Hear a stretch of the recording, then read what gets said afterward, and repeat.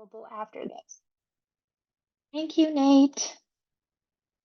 All right, we're gonna go ahead and get started. So I'm just gonna move some things around and just to triple check, everyone can see my screen, everyone can hear me and see me okay?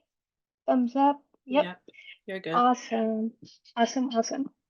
So, I just kind of want to open this by saying thank you all so very much for being here.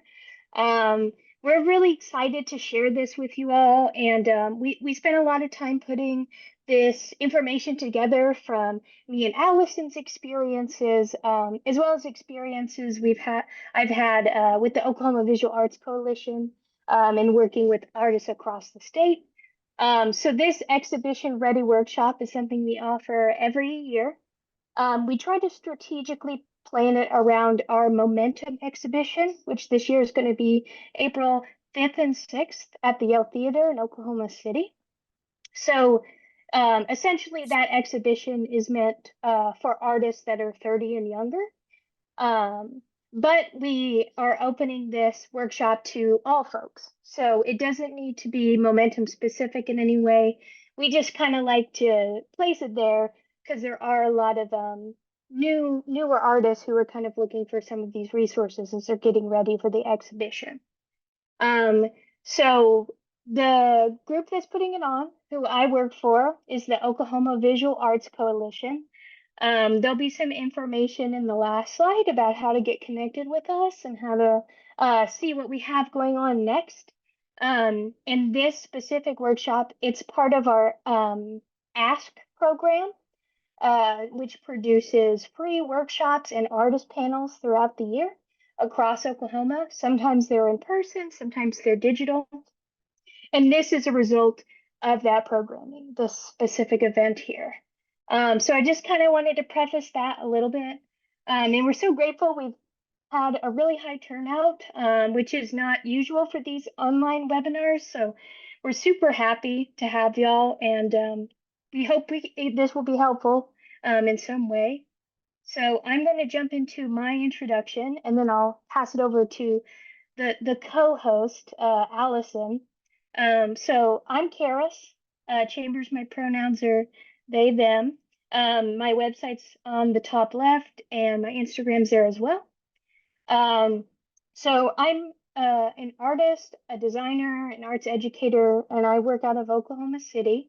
I got a BFA from the University of Science and Arts of Oklahoma in Chickasha. And then I got an MFA from the University at Buffalo. Then I have come back to Oklahoma City to work in arts advocacy specifically, which is how I came to be a part of the OVAC staff. So while having my private practice still actively throughout the state, I'm also the marketing and membership manager with the Oklahoma Visual Arts Coalition. And I teach painting and figure drawing at the Norman Firehouse. So I try to stay kind of in touch with some areas, but that's a little bit about me. I'll be splitting this presentation with my pal Allison here, and I'll just flip to Allison's little cool slide. Awesome. My name is Allison Ward, and thank you to OVAC for having me, and Karis and Nate. I'm excited to share some knowledge with y'all. So I'm a multimedia artist. I work through multiple different platforms. I do performance work, music composition, conceptual sculpture making. I work with flowers. I do curatorial work. And I am also the co-executive director and co-founder of Art House Tulsa, which is a nonprofit based here in Tulsa that curates and organizes large-scale community art shows. And then I was also awarded the 2024 Momentum Emerging Curator this year. So I'm really happy to be working with OVAC. Yeah, like Allison said, Allison's working directly with us right now for Momentum, and will be working directly with us on a few programs in the future, and hopefully we can work together for a long time. Art House is a really cool space. If any of you are in the Tulsa area, I really recommend attending some of their programming. They're a great Tulsa resource. Um, cool. Okay, I think we're Thank you. ready to go ahead and, yeah, no problem. Get started on some of the topics. So I'll go ahead and Allison will give a brief intro on that. So we're going to be discussing about 9 different points: protecting your work, wiring your work, transporting your work, labeling, pricing, going over kind of how to compile your biography, your CV and artist statement, framing, and also other methods, hanging your work, and then we'll talk about website and contact information. And I know Karis already said this, but then at the end we will take questions if you have any questions. Sweet. All right, I'm going to go ahead and jump right into this. Protecting your artwork.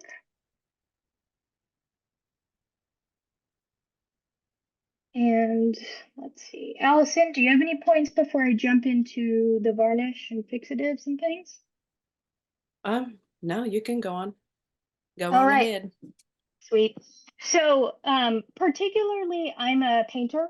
So this is something that is very important for my practice. And most 2D artists, this will be really useful information if you don't already know. So something really important to think about once you've gotten into your exhibition and you're preparing it for the show is preserving and protecting that work before you hand it off. So it's super important to seal and protect your work. And there's several reasons to do this, but the most obvious being to protect your work while it's being exhibited, and then when it's being transported. So there's lots of methods to do this, and I've kind of put four main methods, and also some that I commonly see whenever we are housing our exhibitions for OVAC. So I have a list of four here. On the left, we have spray varnish. I like to recommend spray varnish because it's a little bit less intense with the fumes. I like to always use varnish outside. I'd recommend that for everyone who's varnishing their work. But the spray varnish is a bit easier to apply. It's a little bit quicker to dry. So I tend to favor that. And what a varnish does, it's going to seal, like I would recommend for oil paintings, sealing oil paintings, and encasing that polymer that's within the paint. You can also use brush on varnish. There are a lot of folks that kind of favor that application process as well of like painting on the varnish. Um, so I kind of wanted to throw both options out there. These both are Liquitex brand. It's a pretty common, affordable brand. You can find it on Amazon, Blick.com, any local art supply store. You're going to find these things. They're pretty common, which is also something I try to seek out as well is how easy can I find these things and how accessible are they? Um, I also want to bring up spray fixative. So again, there are versions that are not spray, but I tend to like how much easier it is to apply spray fixatives. And so a fixative is going to be great for drawings, especially like charcoal drawings, because what it does is it sets that, whether it's graphite or charcoal or pastel, it's going to set it on the papers to avoid smudging. Um, and so this is something especially important for a more loose medium like charcoal. This would probably be your last step. There are fixatives called workable fixatives where you can spray a layer on and then add another layer on top of that. But if you're sealing it, you're done with this drawing. Just a regular, I'm realizing I put a varnish image there, but spray fixative, Krylon is a very common brand, and I think, let me see if I have, I think I have actually a bottle of fixative on me that I can show you in lieu of a picture.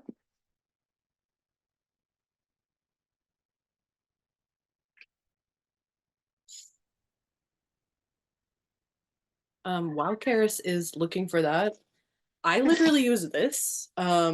I buy it at Walmart. It's just a matte clear coat to, I work in encaustic wax when I'm working in a 2D medium.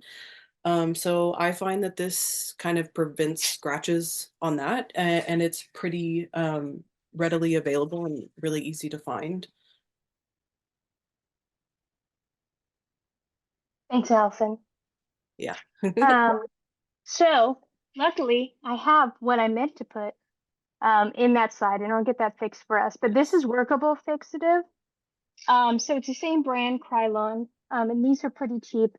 So this is that version I told you about where you can preserve the drawing and then draw on top of it. So anything that says workable, that's going to be the difference in a regular can of fixative spray. And then museum wax is something I didn't learn about as a 2D artist until a little bit later, but it's super useful for sculptural folks, especially sculptural folks who are putting their work on a pedestal. So basically what that wax is you put it on the base. So like pottery is a great example. You'll just put a few dots on the bottom of that sculpture or that piece of ceramic, and it's going to set it on the pedestal much more strongly so that in case of somebody walking by it, it's not as easy to fall. Of course, it's not glued down, but it just kind of makes it a little more sturdy and protected. So this is something I definitely recommend. And it's archival. It's not going to damage anything. It wipes off. But it is a great useful tool for those 3D folks out there that are using pedestals. Um, and a lot of times, galleries will have this already, especially a larger gallery. But there are times when they don't.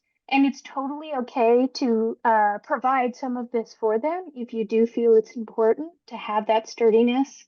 Um, and it's usually no problem to be able to apply that. It's very easy. And yeah, I think that's really helpful. I think, Allison, did you have any more points on that before we jump into wiring? No, I think that was pretty thorough. Cool. So yeah, that's kind of the overall idea for how I protect my work, how Allison's protected work, and some of the common things we see. We want to jump now into talking about wiring your work, which I think is one of the main topics. It seems to get brought up a lot, and it's something we really wanted to kind of hone in on of how accessible it is to apply your own wiring to your pieces. So I'm going to let Allison go ahead and kind of talk about this a little bit, and I'm going to get set up to do a little live demo, and I'm going to do one with y'all, so you can kind of see how easy it can be. So I'm going to pop out for a minute, and Allison's going to take it away. Yeah. So it's really important to wire your work. If you don't know how to do it, I think it can seem a little daunting, but once Karis shows you how they do it, I think you will find that it's easier than you maybe think. Um, the tools to do this are really readily available. You can buy them at Walmart, you can buy them at Home Depot, Lowe's, obviously on Amazon. But one of the things that I see a lot as a curator is people wiring their work where it goes actually over the top of their painting or their canvas, whatever it is. You really want to make sure that it's taut enough that it's basically reaching the top, but is not hanging over. So what you'll need for this is hanging wire, D-rings, screws. You can actually buy kits where all of those things just come together and they're very cheap. Um, you need a pair of wire cutters. Obviously, you should just have those as an artist or if you're curating shows. So I think Karis might be ready to show. I am. So I've just switched my webcam over on top of my desk here. So I'm going to do a little demo with y'all just to give you a feel. So what I'm using here is just a small cradled panel. You can kind of see its thickness a little bit here. So it's about that thick compared to my thumb. And what I'm going to do is install the wire myself. I'm going to use I usually use a drill, but this time I'd like to use a screwdriver to show that it's easier than needing to own a drill. So I'm going to show you the way I normally do it. I concur to what Allison says. I also often see the hanging wire going farther. I think, I'm going to spin my, no, it's not inverted. So, actually, let me put that. So whenever we do this, we want to make sure that our hanging wire does not go past, right, the top of here, because when it hangs, for instance, when we have our wire, right, we don't want it to hang above it like this, because then we're going to see it when it's hanging on the wall. So this is something important to think about as you're preparing. So what I have here, I'm just going to use a ruler. I have these wire cutters here. A really hefty pair of scissors will work too to cut through a thin picture wire. And I've got two different types of picture wire I wanted to show y'all, because there is sometimes a difference and it depends on the weight of your work. So, first I want to show you this picture wire. So this is thicker, and this is going to be for heavier pieces. You can see that's braided a lot more. So this is something I use, for instance, I had a 5-foot painting. It was about 50 pounds, and that hanging wire worked perfectly. Something else to accompany a heavier set piece of work with this heavier wire is a double hold D-ring. Okay, everyone see that okay? So that is different from your general D-ring, which has a single hole. Let's see on my camera, that's the difference, okay? So these double screwed ones will be much more secure. So I'd pair those double screwed D-rings with the heavier duty wire if you are hanging something 50 pounds plus. If it's a general piece of art and it's not too heavy, a lighter wire can be used. So here's my extremely tangled thinner wire. So it's pretty much the same, it's just the thickness of the wire is a bit different, okay? So what I'm going to do, I've got my two D-rings right here. I've got two small screws as well. And something important to think about when you're getting your screws, lots of packs of D-rings, if you buy them in bulk, something like this, they're going to have screws provided with them that usually fit in that hole nicely.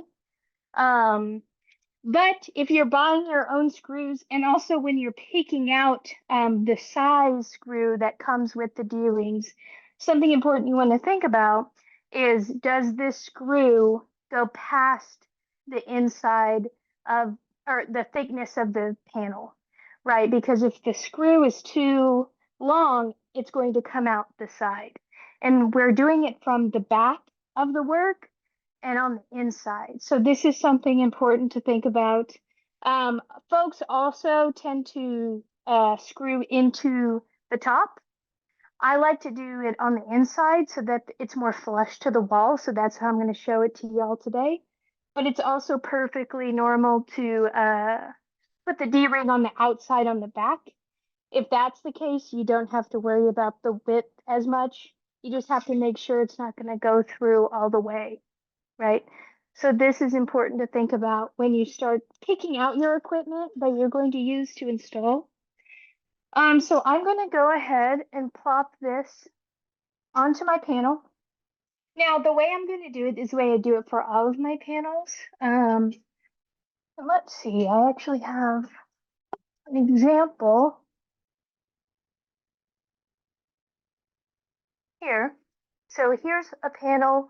You see I've got the wire right to the top, but it's not going past it. And it has enough give, right, so that it's not too tight and causing balancing issues. And then you can see here where the D-ring is installed. So I'm going to do one of those for you. So I like to start by measuring the point where I'm going to screw in the D-ring. And I like to just place my ruler right in there, and I like to get a pencil. I usually, let's say this is the top, right? So we want it to hang, we want the hanging wire to hang toward the top third of our piece of art. If we install the wire more in the middle, it's going to have the top of the work hang forward a bit more on the wall. So that's something important to think about too, is how the weight will be distributed. And I tend to like to have somewhere like in this top third area of anything I do. That's where I like to kind of place my D-rings. So I usually like to measure, depending on the length, about 3.5 inches. And I just use my ruler and I make a mark of 3.5 inches on both sides.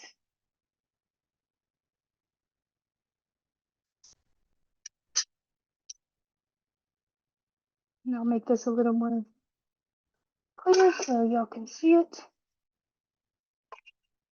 I'll take these out. So y'all can see my mark right there. After that, I'm going to go ahead and get my D-rings ready to be screwed in. So they're usually pretty tiny. I have little hot dog fingers, so sometimes it's hard for me. But I usually start by placing this up. This camera a little.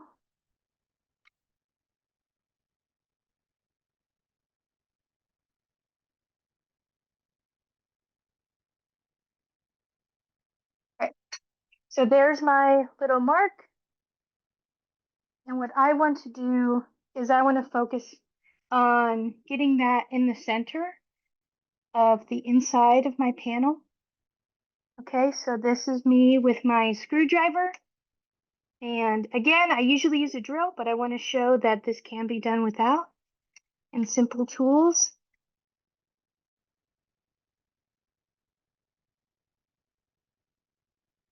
And I emphasize D-rings because they are the safest.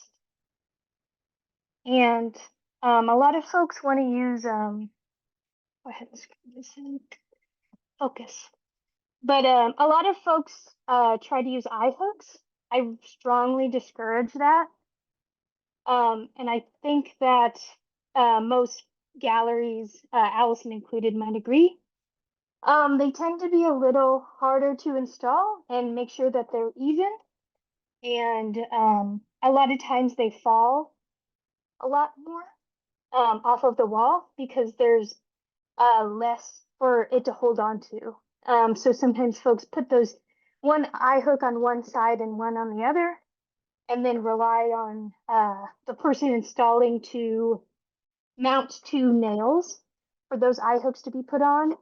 This is not the best way, so I recommend always using D-rings if you can.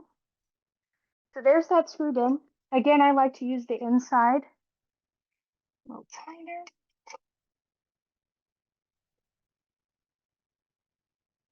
Cool. We have one D-ring in. And then the ones I get, most D-rings, they're going to have a loose hinge area so that you can bend it forward a little bit. Now I'm going to put the other one on.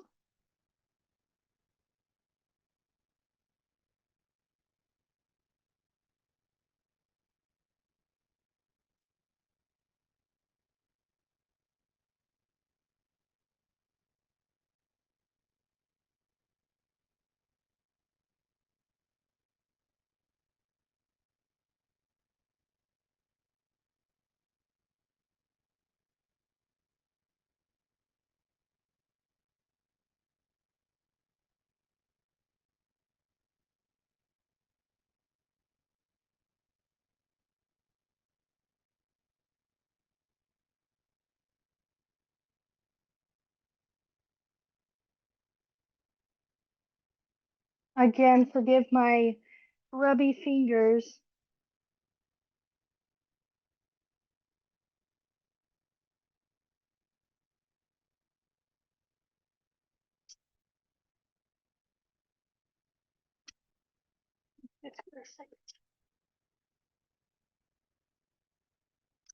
So if you have a drill, it's nice. Definitely possible with a screwdriver, but definitely takes, it's a bit finickier. Oh.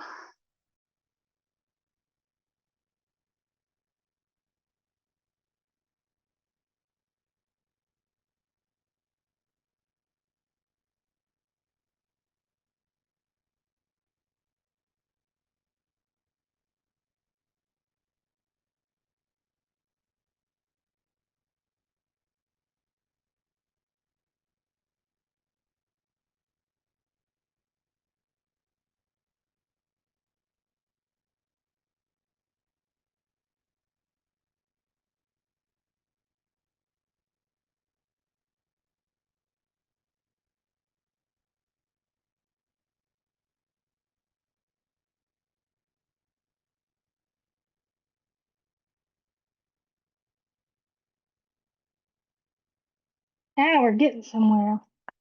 Takes a little elbow grease. That is okay, because that means we don't necessarily need a drill.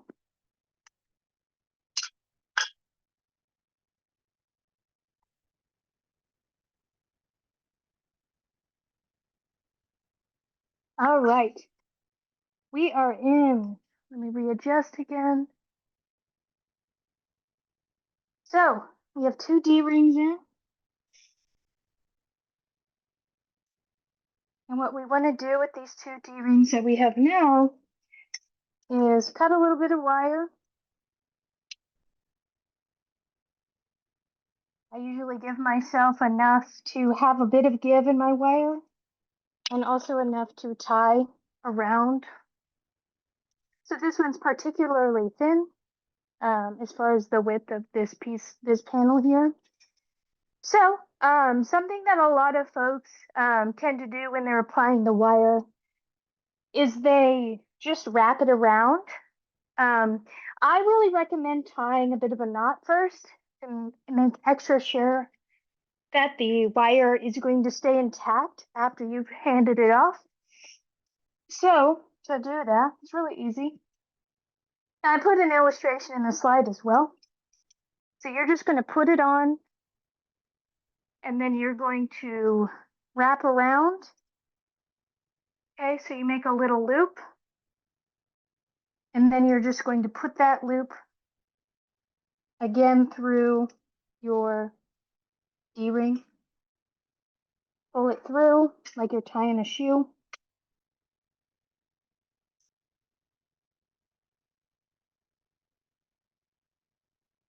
And I just kind of get it nice and tight.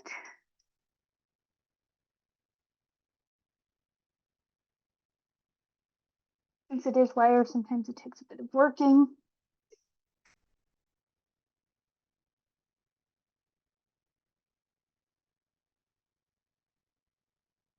And then once we have our knot,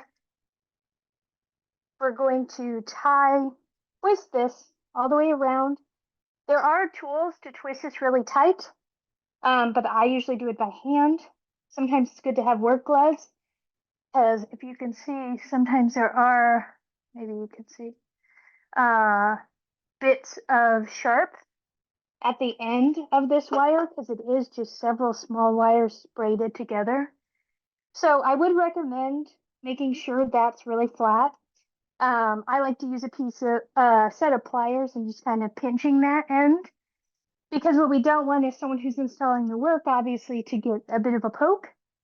So this is something I recommend. And then we're just going to do the other side. Less is better than having not enough, or sorry, more is better than having not enough. So if I have excess, I usually just cut that excess off. And then I repeat that process again.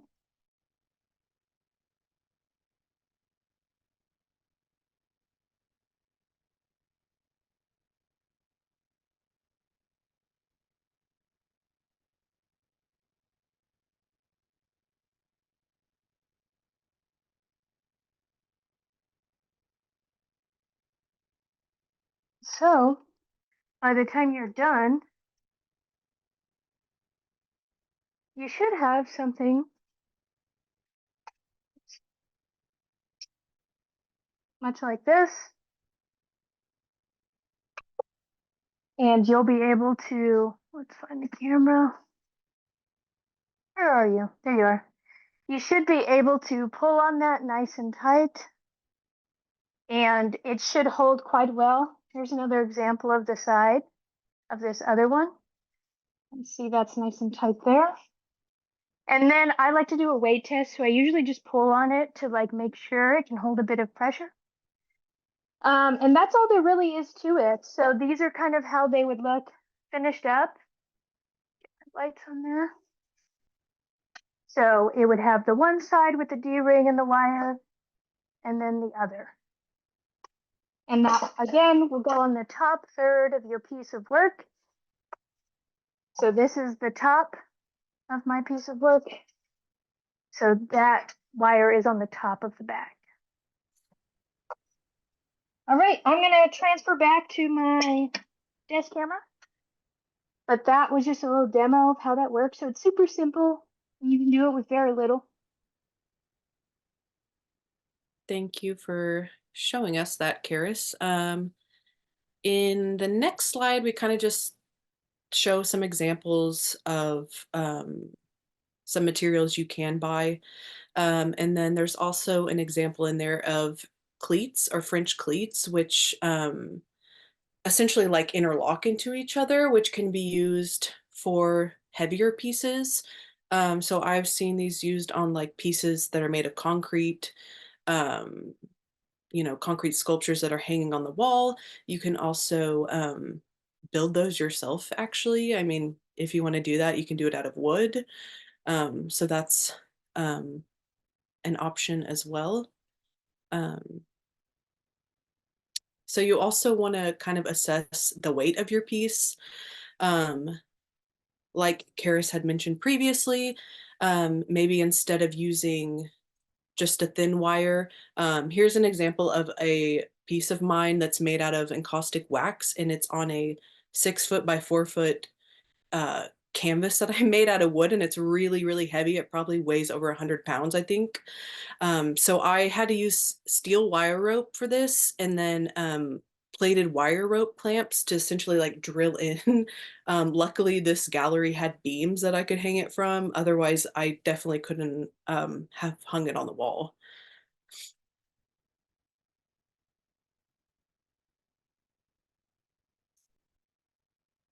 I was I'm gonna go to the muted. next slide. And I think Karis is going to talk kind of about cutting your own mats. And then I just wanted to talk a little bit about acquiring secondhand frames, which I do all the time. And I think, if you're just starting out as an artist, I really don't think you should go get your work framed. It's really expensive, and you can find your own frames, manipulate them how you want, go to a secondhand store.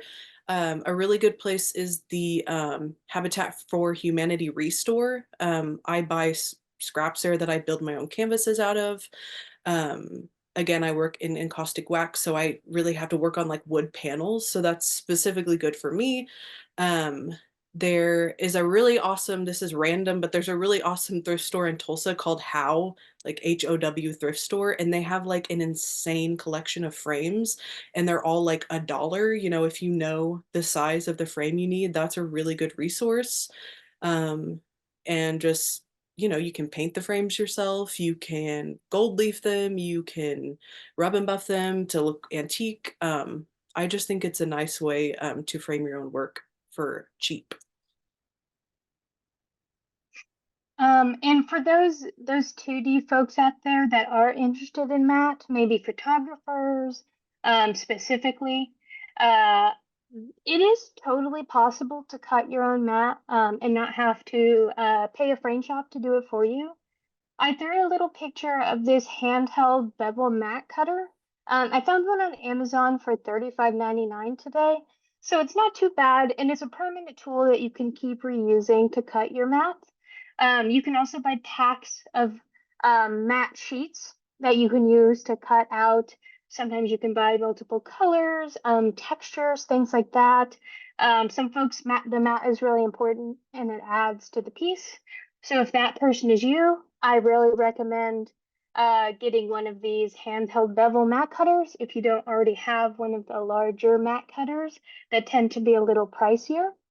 I also have on this next slide kind of an example of a really safe way to mat your work.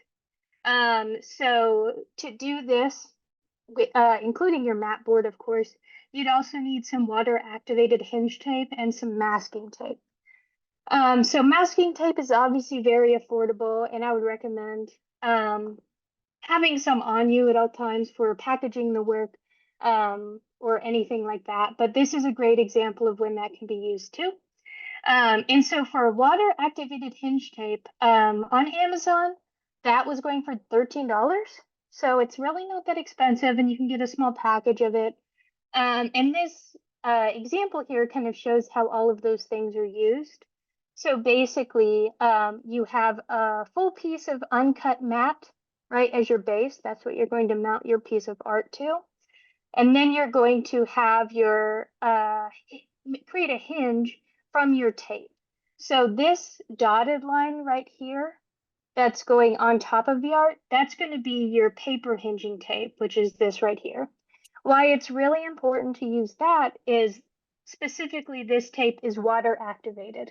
So it becomes sticky by adding water to it and not until you add water to it.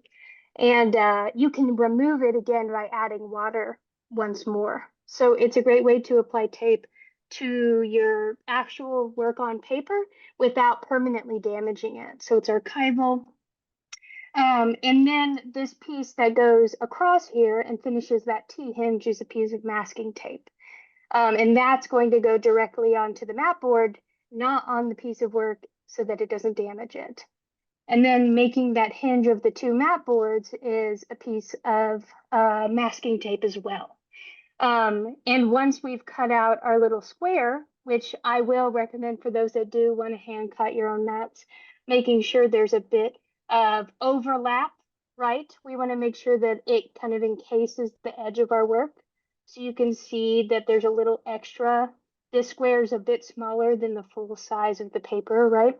That's something to take into consideration when you are measuring this square. But this right here is just a piece of masking tape. Then you can lay down that top piece of mat board and it's ready to get put in a frame.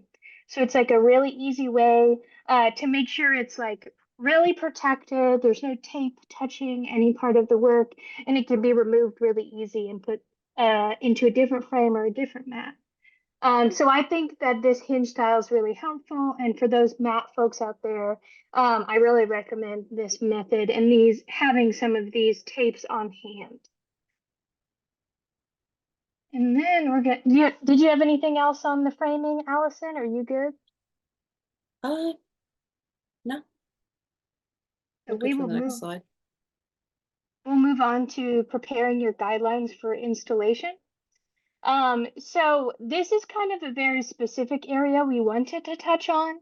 And if folks have specific needs like this, they want to unpack at the end, we're totally willing and able to do that. So if your piece does have specific hanging needs, this is something you'll want to talk to the exhibition space about what you need to provide them and any instructions they might need in order to install it the way you intended. This is totally a normal thing. So don't feel afraid to express these needs to the space that's housing your work. Especially get places that normally hang work. This is something they will probably be used to. They may not be as used to this at a place like maybe a commercial space that you might be hanging work in. But definitely any art space, this is something that is totally okay to talk about, and especially if it aids to your work. So if you're showing 3D work, you can ask about sculpture stands. Some folks have them, some folks use stands that are mounted to the wall. So kind of finding out what they're going to use for your 3D piece will help you make the choices of what you need to provide them. You can ask them about museum wax. Do you have it? If not, I'll provide it for you. And I think it's really helpful and clear communication too, so that you don't end up with any kind of surprises when you go and see the show and it's installed the way you intended. So you're kind of helping each other get to that point. So yeah, I mean, working with the gallery, it's totally, you know, normal. And if it is something really complicated, it's important that you share that information with them because not always is it very obvious. So if there are specific instructions, I'll show you an example on the next slide. It can help those installing the work know exactly what you need and how you need it and all of these good things. So in this next slide, I have a piece here that we currently have hanging up in retrospective memento, which is at Bank First until the end of March, Bank First Tower. So this is a piece by Mateen Alavi, and it was a really neat piece that incorporated 9 separate paintings. And so each of these paintings needed to be hung as if they were one piece, and it's being sold as one piece. So if these are things you're thinking about, you know, several small pieces that need to be hung together as one unit, this is a great example. So it comes with 9 independent paintings, but Mateen gave us instructions, which were really helpful. We had no questions. We just received this piece of paper with his work. And I recreated kind of a simulation of what that diagram was, which is where he just kind of illustrated in a Word document these 9 pieces that needed to be hung, the space between each piece, and he numbered each piece. And he chose an interesting method, which was really simple and yet understandable across the board, of dotting to number the pieces rather than writing the number down. So we were able to look at the back of each of these pieces and know which piece comes first, second, third, and how much space needed to be in between them. So this was a really easy way for us to make something that could be complicated without the right instructions super easy. Because if we had received these 9 pieces without these instructions, we may have misinterpreted how they're intended to be hung. So I think this is a really good and unique example, and it shows how planning your installation can sometimes aid to the work, and it can become part of the work, is how it's installed and the way it looks when it's installed. So I wanted to bring that really cool example up. And you can see that at Bank First Tower right now. And then we'll jump on to protecting your work. So we're kind of going through the phases of getting it ready. And I think Allison was going to touch on that just a bit.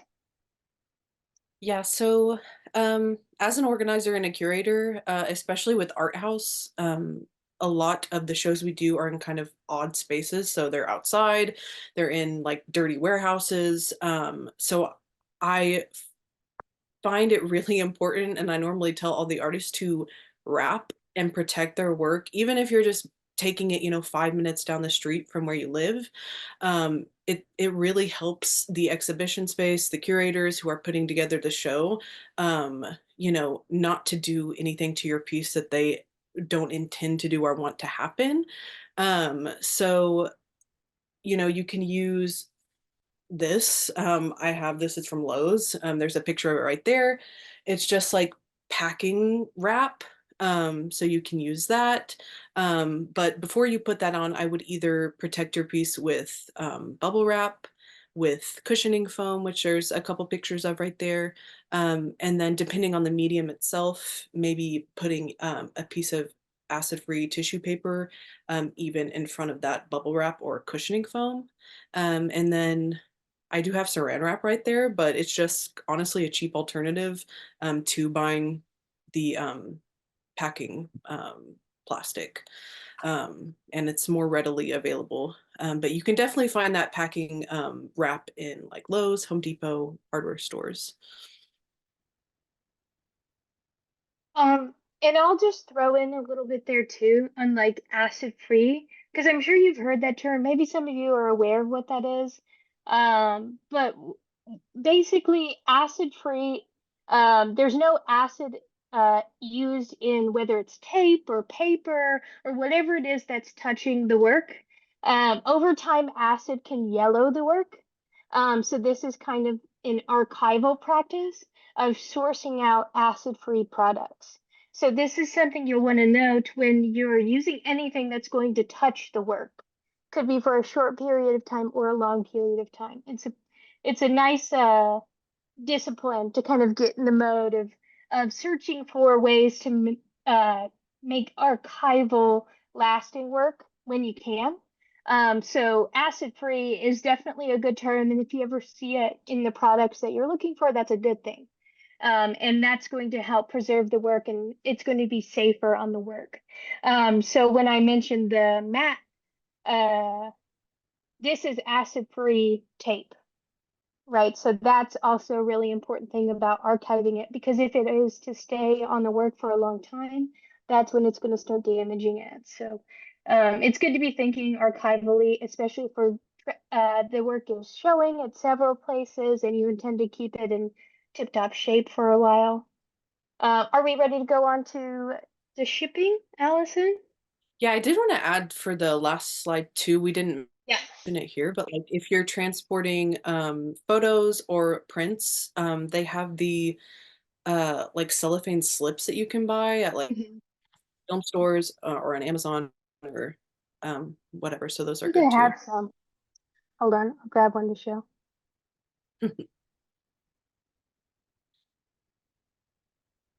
And then I was just going to talk a little bit about shipping your work. So FedEx and UPS will wrap and ship your work for you.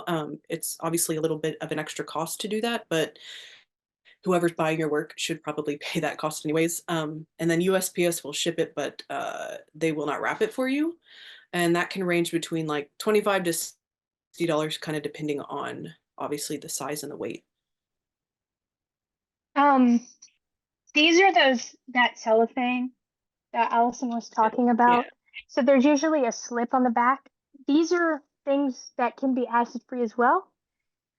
These specific cellophane uh, covers. So that's something you'll want to keep an eye out for when you're looking for these. You can buy them in bulk and standard sizes. And if you are transporting prints, or sometimes I've seen scenarios where folks have work in an exhibition and they also allow them to sell prints to Mhm. accompany the show. And you're getting those ready. That's another scenario that could be happening. I always like to have a solid piece of board in there so that the print over time doesn't start to bend. Because sometimes if you set them upright, if you've ever seen them on shelves in stores and they don't have that backing, it starts to bow in the middle. So that's another way to keep it flat and protected. Yeah, just wanted to touch on that. Okay, labeling your artwork. Here we are. Yay. I just wanted to touch on this because as a curator, like I've said, a lot of people don't label their artwork, which can make it really difficult to pair your artist info card with the piece itself. So I suggest, obviously, you can like write on the back of your canvas or your board or whatever it is, your name and the name of the piece, but you can also use masking tape. Or you can use painter's tape, something that won't hinder with the back of the frame itself. And then put that on before you wrap it. And then once you wrap and protect your work, I would also put the same exact label on the front so that when the pieces are being moved around, you know, during the curator putting the works up, they can know what pieces it is without having to unwrap it. Something else I'll throw in there too is if the piece is wrapped and particularly fragile, go ahead and write fragile on there just in case. Yeah. You know, uh, and sometimes I usually work on paper, so there have been times when I've shown work without a frame and without a panel, just paper magnetized to the wall. So there are times when it's a really fragile piece of work, and I think as far as the art handling, especially if it's wrapped or covered, making sure to note it's fragile, or maybe it needs to be held in a certain way, because there's, an irregular weight inside. These are all things. If you think it's important, might as well throw it on that label on the outside. It won't hurt. Yeah. And then it will help those who are handling your work. Okay. So here's some other label information. Um, so this is pretty standard, and I'm sure Allison can agree with this. Uh, Oftentimes you'll see the name, the title of the piece, the year that it's created, the medium or mediums used, um, and then sometimes there's a bit of information about the piece that's a little bit more unique. Uh, and then sometimes there's social media information or QR codes to where to purchase the work. So these are some things you'll want to kind of have prepared, and this will like segue us into some of the other things we're going to talk about. But you definitely want to kind of think about these things ahead of time after you've applied, because this will be something there you'll have to provide before the show. Allison, do you have thoughts on that? You want to see the, you can pop No. over here. This is a pretty nice, perfect example of all of those things, except maybe the QR code, but it's got some information about the work and nice labels of everything. So these are this is pretty standard. At the very least, this top information is usually always asked. And a lot of times that was part of the application, but sometimes that title card information comes afterward. I do want to add that you need to get this information to your gallerists or curators on time, because there's been so many times when I am like the day before a show or literally the morning of a show, like printing these out because the artist just sent them to me and I'm like, oh my gosh, like I asked for this 2 weeks ago. So I would like really abide by what they're asking of you because it's helping them out and it's going to make you look good. It is nice on everybody's end when it's all ahead of time. And nobody wants to rush, putting something together. So it gives everybody the time to kind of make sure it gets the attention and the curation it deserves, when it's being handled. Okay, moving right along. So let's see. Allison, did you have any notes on this? I just want to um, point this out because I find that this doesn't happen a lot Mhm. when I am looking over works through submissions. I think it's really important to label uh, your images with your name and the name of the piece. That way, the person who is viewing them can like easily download them and they don't have to go in and like type all that information in um, from your submission. I mean, some institutions I have found don't want that, like, but it's very rare that they don't want that. And the only reason I think they wouldn't want it is if they want to do like a blind viewing of all the work. Mhm. But Mhm. typically, I would label it with those things. Yeah, and that's going to be really helpful too for making sure, like if there's any marketing about the work or about you, that the people who are marketing that exhibition have the right art to the right title, because sometimes there's several, sometimes there's over 100 artists. So anything we can do to make sure that that's really clear and can be kind of passed on to somebody to talk about on your behalf is really helpful. And a lot of times in the applications, it will have required some kind of naming convention.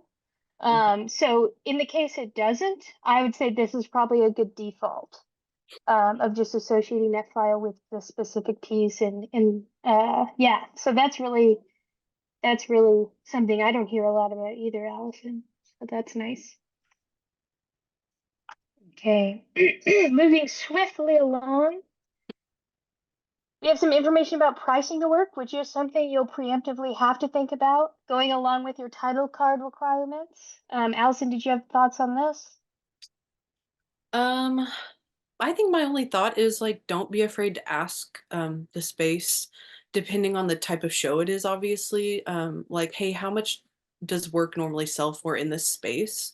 If the point of you showing your work is to sell it and make money, I think that that's like a totally normal practice. And I have people asking me this all the time when I'm putting on shows. And I want to provide that information because I want your artwork to sell, obviously. Yeah, I think that's really helpful, and it's definitely nothing to feel odd about. Hmm. And I think there is a stigma of like wanting your work to sell. But I think that like it's good for us as if you think about an artist as kind of like an independent business, right? We're trying to think about ways to continue our practice, and if their practice isn't profitable in any way, sometimes we can't. So these, if we think about in terms of funding our practice rather than just kind of putting money in our pocket, uh, it kind of makes me feel a little bit better about like kind of trying to sell my work. Um, and yeah, commission, it says here, ask what percentage the gallery takes from the work sold. Commission price is usually pretty average, so that's something you'll want to take into consideration and often was in the application when you applied. So if you are pricing your work and you want to price it based on that commission being taken out, that's something to think about as well. And it's different at every place. You could see anywhere from 30% to 60%. Sometimes they don't take a commission at all, which is awesome. But most of the time, that commission just goes back right into the gallery to continue supporting the artist. So, yeah, that's something to take into account as well. And I think, let's see, we have a pricing formula that Allison put here that's really nice, um, and So helpful. this is just a formula I have come up with. Um, Going to the example that I have at the bottom, you can maybe just go back and read that yourself. It kind of just shows the formula in use. But I like to basically take my time and give myself like an hourly rate. So log the time that you spend on a piece, and then say I spend 10 hours on a piece. You pay yourself $15 an hour. Okay, that's $150, right? I don't know. I'm bad at math. Um, so add that with the materials you buy, paint, canvas, whatever you need for that specific piece. And then if you frame it, I would also add that in. And then that would be, for me, your also add whatever percentage the gallery will take from that amount to the final price itself. I hope that makes sense. Um, I kind of go into it further at the bottom, but I think that would be your final price. You know, you so if they don't take a percentage, then I wouldn't add that into it, or factor Mhm. that into the end price. Yeah, I think that's pretty standard for my formula as well. I think definitely a big important takeaway is remembering to record your time Hmm. it takes to make the work, because this was something I didn't really think about for many years making the work, um, until I started to actually try to sell it throughout the community, and then that became a more prevalent theme. Hmm. So I think that makes your time worth it. It can help you actually find out what kind of effort you put into your work to find that worth, and that's really important. How long it takes for you to make the work is part of the price, and is super legitimate. So definitely try to remember time tracking when you can, for sure, and setting that rate for yourself, whatever that may be. Okay, we can jump right into kind of in a similar vein, preparing some of the information about you as an artist, which may also supplement some of the materials that might be asked of you as you're getting ready for the show. Oops. So, and we have some examples here. I think Allison has several that they use, and we also have my CV and Allison's, which we can quickly look at. Um, so something that's really important is kind of the difference between artist statements and artist bios. So biographies are more of these factual statements about your prerequisites as an artist, you know, where you went to school, where you trained, where you're located, where you're producing work out of. Our bios in the beginning are good examples of that. An artist statement, however, I love the word visceral, by the way. I do too. Um, so it's more conceptual. It's kind of talking about what is your practice, right? What is that creative practice? What do you do and why? You know, your body of work as a whole. And a lot of times folks tend to think these are a bit of the same. But if you think about the bio in terms of yourself as a person and your statement, almost as if you're talking, your work is speaking about itself, right? So that can be a lot more specific. Um, and they can seem interchangeable. So it's important to kind of really acknowledge that, especially if they're asking for both, because you don't want them to be the same, right? You want them to have kind of specific meanings. Um, and CV is that third one. So, and Allison, feel free to pop in if you have things. Uh, Um, I Go mean, ahead. I can talk about a CV a little bit. Mhm. Because I think they can seem really daunting to like sit down and account for everything you've ever done. Like I was in a touring band for years, and literally I sat down one day and I spent like 4 hours going through every single show we had ever done. And maybe that's over the top, but I did. And but once you have those lists and those categorized things together, all you have to do is add from there. So you can do it. It's, you know, it's not as hard as it seems, and it's not as daunting as it seems. Let's pop over here. Looks like some continued stuff about CV bio R statement. So yeah, take note um, of the applications that do ask for all three of these, like we mentioned. Mhm, Um, and a lot of times, making sure that this is fresh and up to date before the show is helpful because a lot of times, as they promote the show during or before, they may be directing folks to these places who are interested in your work. So it's really good to make sure that there's not any information you don't think is accurate anymore, or you've changed your, you know, body of work significantly. You want that to be as accurate as possible. And before, or maybe right after you apply and get accepted, ideally before, this is all fresh and ready to go so that you can share it with them in the application and it's accurate and they can use it going forward to promote you. mhm, Um, and then, yeah, page count, you know, keeping it, I'd say, on a one page length is probably best. I know for OVAC, we have a character limit of 100 words for our bios because we opt to use them on social media.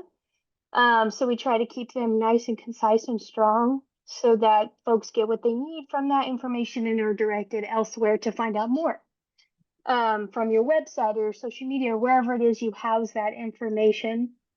Um, and then on the topic of tense when you're writing, I think oftentimes the standard is to write in third person when writing your bio or your artist statement. Um, some folks don't, some folks intentionally don't, you know, this is a subjective thing we're talking about. So you know, if there's a rhyme and a reason, then there's a rhyme and a reason. But mhm, third person is the standard. And if you don't have any specific convictions about that, I'd recommend kind of keeping it third person consistently across the board, whether it's featured on your website or you're sending it out for applications or you're, you know, in a publication and they're asking for your info. And that way they can reuse that and not have to alter it as much because obviously they wouldn't be using your bio in first person. They would have to change it. So it's a good standard and it reads nicely to the person that's reviewing the information. And yeah, so that's really important. You know, I see both often, but I would recommend third person if you feel comfortable with that. mhm. I personally write in third person. for all of mine. Um, I just think it makes more sense when you like picture another person reading it for it to be in third Mhm, person. mhm, But I also wanted to touch on page count too, because I've run into this a lot and I have different sections on my CV. So I have like musical releases, performances, curation, and then I have like stuff for my visual work. So I would really tailor that to, say, applying for a residency to do a sound project. I wouldn't probably include my curation in that. I would probably only include like my releases and then live performance. So that's kind of a good way to cut that down if you need mhm. to. Yeah, those multimedia folks out there are like who, it's not a one size fits all practice. That's really important to think about as well.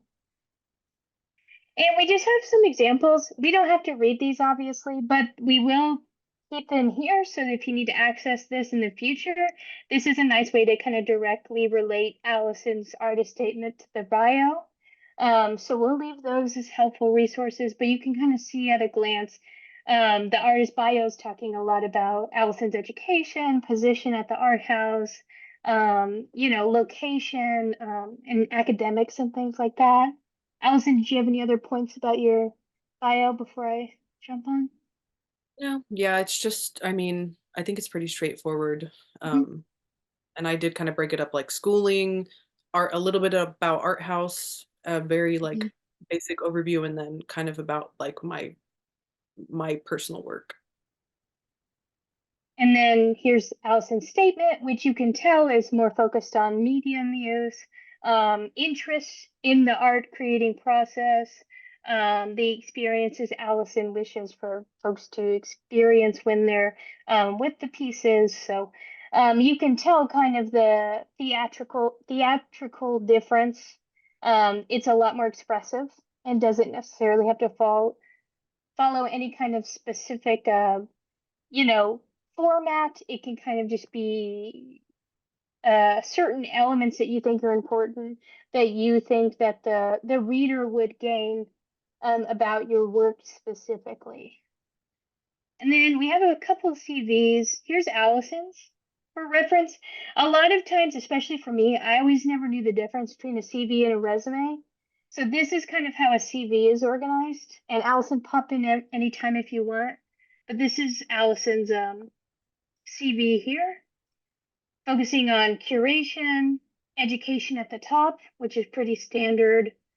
And it's just an itemized list of, you know, times that Allison has interacted in shows and residencies and workshops, along with publications and things. So it's like a nice permanent record of Allison's career in a more minimized version. And I think it's nice also if you do have a website to, which it's not like this on this page, but it is on the individual page of my website, to like link to anything that you can find a link to, like hyperlink it with the name of the text. That way people can just like easily, find it. Hmm. Especially online publications is a good one. Mhm. So that's kind of an example. So these links will be in that presentation as well. And then this is mine. So it's really similar. Obviously, it looks different. We both take creative liberties in our website, I think. Mhm. But they both start with the education and then it kind of goes into similar things. So I focus on film screenings, publications, exhibitions, awards and honors, my affiliations with the arts and education. So it's just kind of a simple, digestible list of accolades that you can kind of keep. So that's what a CV is. So yeah, these examples are both here for you to look at. And then just quickly, and we'll get into questions very soon. This goes along with that marketing leading up to the exhibition. Allison, do you have any thoughts on website creation? Um, I think one of my main thoughts about it is as a curator and like someone who's looking at large amounts of artwork a lot of the time. I personally prefer when an artist does have an individual website as a only having like social media presence. I think it's important to have both, obviously, but like I think having that portfolio of your work that's like separate from that is important, and I personally like that. Um, I don't know. People may feel differently, but that's just how I feel. Hmm. And I agree with you, Allison. I think it's nice to have a landing space when folks ask about you, for instance, often I'll be getting ready for a show and I'm like, we're having this and this person, and they'll want to know more about that artist. So me having a place to send them, which is ideally the goal, right, is to kind of develop that following and those folks who are interested is really great. Instagram works as well. And there's alternative like ways to kind of collect all this, but essentially it's a portfolio, right? Mhm. It's like a very robust portfolio. So we both agree that this is something really important if it exists in some capacity, whether it's a free website, whether it's, a very well kept Instagram. There's no wrong answer, but it's great to have something, Yes. some place for them to go. So, and website building is not that hard. Allison, you built your website yourself, right? I did too. And I use Wix. So I recommend Wix, but all of these options are really great as well. Um, so yeah, it's great to have these materials ready too. And a lot of folks don't think about that when getting ready for the exhibition. They think about the work, but it's also important to kind of build around that work of kind of guide the viewer of what you would like to happen, right? And how you want them to interact with you. Which brings us to our last slide before questions, which is business cards. Hmm. Um, and let's see.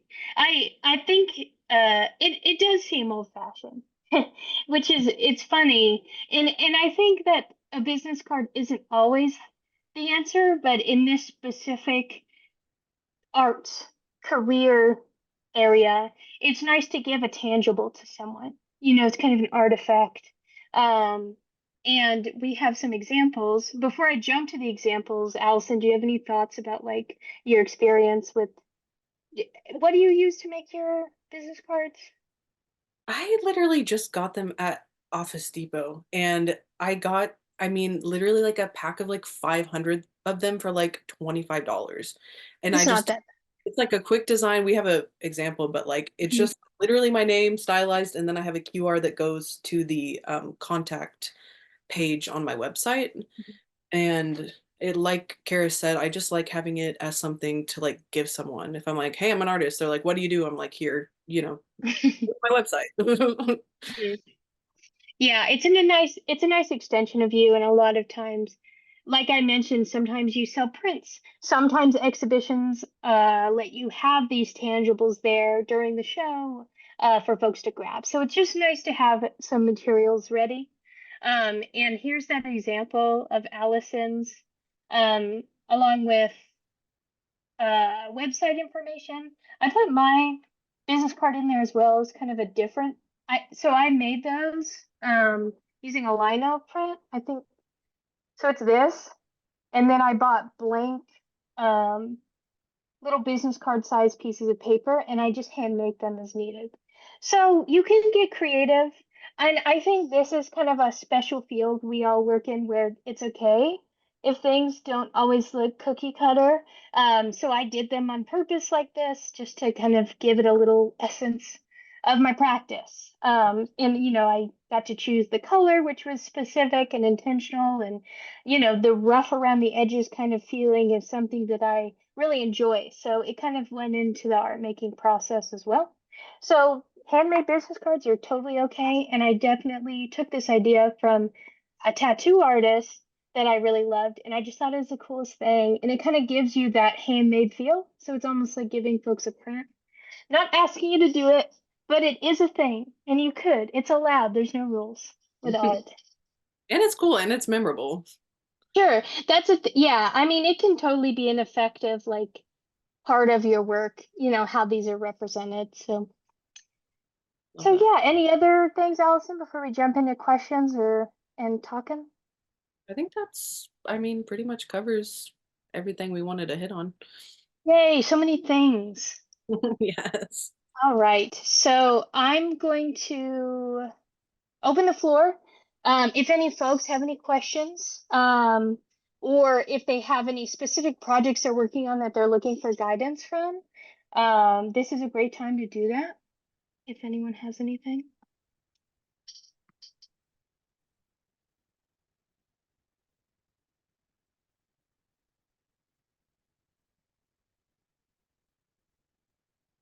Hey, maybe we covered everything and Yeah, everyone's super we're clear. just that good. Maybe. I don't think so, but seems like it. I have a Um, oh, yes. Can you hear me? Yeah. yes. Okay. I have a question about sending artwork out of state, like by mail. Um, so I think you should insure it, right? Mhm. Is it expected from the gallery or the exhibition site to insure it on the way back when they send it back? Is that so should I expect that as an additional cost, or would they do that normally? I think that you would normally just insure the piece yourself for travel, but like while it's in the space, it should be insured by the gallery or exhibition space, whatever it is. Mm-hmm. There are rare occasions, maybe maybe a very large exhibition when Mhm. they might insure the work in travel and they might even pay for the shipping. But I do think it depends on the gallery and how profitable that gallery is how much they can offer the artist. So I think the smaller the gallery is, the less likely it is that they would cover a cost like that. But it does happen. And it's something you can write into your cost of the work if that's something you're thinking about as well. Like if it did cost you quite a lot to bring it to them, that's a legitimate part of, I think, putting into your price. But yeah, if the gallery doesn't insure your work once it's there, that's not great. And it maybe it's best to steer away from galleries that aren't thinking about those things. But it does happen sometimes. But I'd say if you're thinking of out of state shows, thinking about large galleries and large exhibitions, you'll probably be able to fund those. Also, grants can help with things like that as well. Um, Oklahoma Visual Arts Coalition and Norman Arts Council are the two places in Oklahoma that will fund artists for things like this. Norman Arts Council, you have to be Norman specific. Allison, are there resources in Tulsa, like with the fellowship or? I mean, there's like Living Arts, Tulsa Artist Coalition. Mhm. Um, I mean, those are really the only ones I could think of.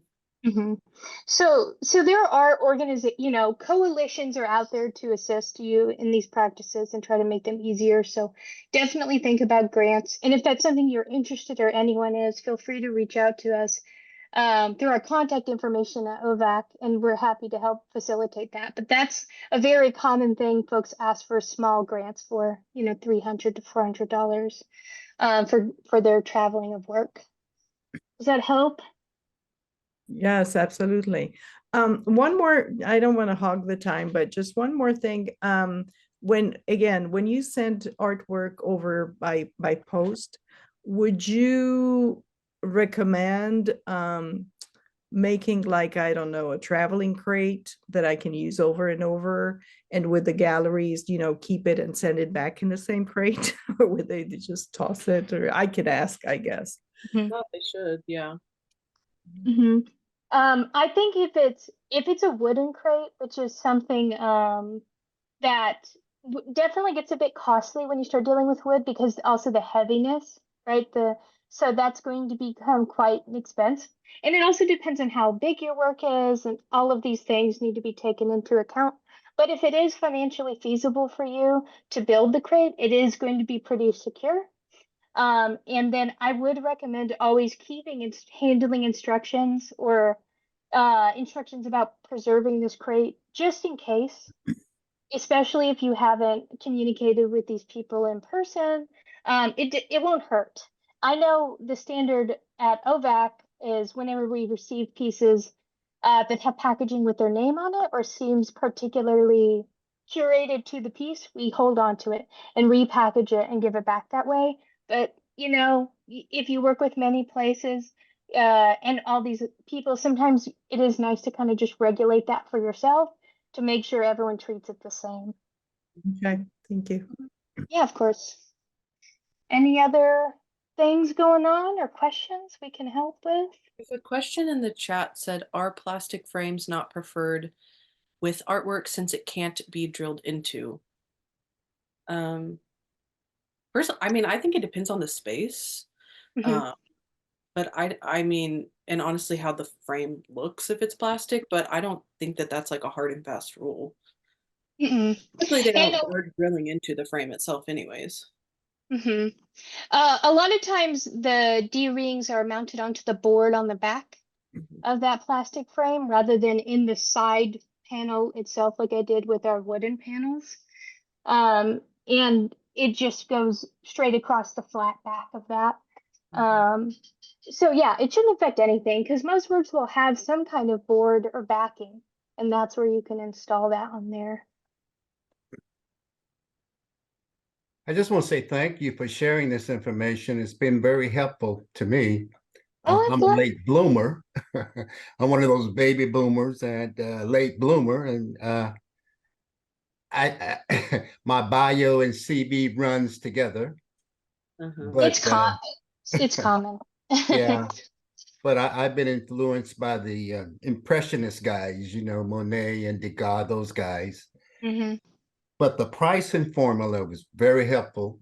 I Hmm. appreciate you sharing it with me, and I'm going to step out even more so. I recently sold a pastel. I'm into pastels, so recently sold a portrait, and that boosts my confidence. So I'm going to take it a step further, and this will help me in that process. So I want to say thank you very much. Yeah, of course. And we wanted this to be really accessible so that it's helpful for any point in anyone's creative career. And these are things we practice as well. Like we do a lot of these things that we're sharing. So that's really sweet. I'm glad it's valuable. And again, we'll make sure everyone gets this presentation so they can keep it on hand if they need it. That's good. Thank you. No problem. Anything else?